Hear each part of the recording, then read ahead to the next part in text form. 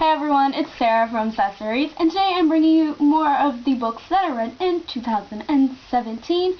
And this year's already over. Like, it's going by crazy fast, you guys. But let's talk about some books that I read in June. I read Akata Witch by Nnedi Okorafor. I got an arc from this from first to read. I have a review for it. I'll leave it down below. I give this book 4.5 stars. It's super great. So this novel follows Sunny, who was born in America, but she lives in Nigeria, and she's like, her parents are Nigerian, so she technically is Nigerian, but she's also American, so like she is within and without. Great Gatsby reference. And so like she's kind of like isolated, and then it doesn't help that she's also albino, and so a lot of kids are kind of rude to Sunny. And Sunny ends up finding out that she has ties to a type of Nigerian magic. And you guys, this book is pretty good. It has a really great, strong friendship focus, as well as just like learning about magic and how to control magic, and it was so much fun. The only reason I did not give this 5 stars was because it kind of went whoop, whoop, whoop, whoop, whoop, and then it went and I was like, wait, the villain all of a sudden is here. They just defeated the villain like within 20 pages, and I was like, wait, this is a little too fast. It was just really fast, and I felt like it needed a little bit more build up. Everything was mounting, and then it just kind of took off like a roller coaster, and I was like, slow down, pump on the brakes. But overall, I really enjoy it. I want to buy my own copy of Akata Witch, and I also want to get the sequel, Akata Warrior, because it's super good. And I really look forward to continuing the series. The next book I read was a tour short that is free. It's by Neil Gaiman, you know, the guy who wrote Coraline, American Gods, The Ocean at the End of the Lane, which is amazing. You should read that book.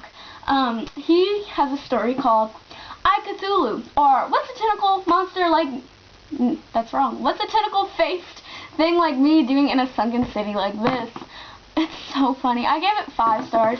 It's obviously a Lovecraftian horror, but it's like a parody of Cthulhu, and it's like Cthulhu is telling this human his story, and you know how Cthulhu is, and you know how Lovecraft is if you've read Lovecraftian horror. If you don't know what I'm talking about, don't read it, because you won't get any of the references, it won't make any sense to you, and it'll go right over your head. But if you if you've read, I think, the big famous Lovecraft, Cthulhu obviously, the thing on the doorstep, you know, like the big ones, like that are the ones that are always referenced. You can read that short and you would probably love it because it was funny. The next story I read was Better Homes and Hauntings by Molly Harper. I gave this one 3.5 stars, and I finally got to it after it being on my Kindle for like 4 years, because I'm a bad ARC reader. It was super fun. I just wanted like a fun, light-hearted ghost story, and that's exactly what I got. Like, Molly Harper wrote the Jane Jameson vampire series, and those books were a lot of fun for me when I was in middle school, so I was like, I wonder if I still like Molly Harper. And I do. I think it's really funny. She's not the author that I remember her being, but also I feel like I appreciate her more because I'm older and I get her jokes. But it was just so much fun, and I was like, this is good. Like, the ghost stuff wasn't scary or anything. It was more like, ha ha ha ha. And it was super cheesy. That ending was so cheesy. But it felt like a good old school paranormal romance. And if you're a fan of those, you will love this. Also, if you like Molly Harper's, like Jane Jameson or her Naked Werewolf series, yes, she has a series called Naked Werewolf, you will like this. It's a lot of fun, and it's a standalone, so it's not like there's any commitment to it. The next book I read was Dracula by Bram Stoker. I listened to the audiobook for this, and it took me a little bit of time to get through it, but I finished it. I gave this one 3.75 stars. For me, the beginning of Dracula is the best. When, what's his name? I can't remember his name. Jonathan. When Jonathan Harker is at Dracula's castle in Romania for the first time, those are the strongest scenes for me. Once he comes back home, he's in the asylum, and then the whole Mina story and Lucy's story, it gets a little boring, and it feels really, really, really long, especially if you're listening to an audiobook of it. I probably feel like I enjoyed it more if I had read a physical copy of it, but I listened to the audiobook, and the audiobook at the beginning is great, because it's got that mounting suspense of, oh my god, is Jonathan gonna get eaten by Dracula? And it's great, but it's not as great as I wanted it to be, so 3.75 stars, still good, but not amazing.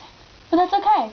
Recommend it for Halloween. Next year you can read it, or you can read it any time of the year, because every month is a horror month for me. I read horror all the time. It's one of my favorite genres.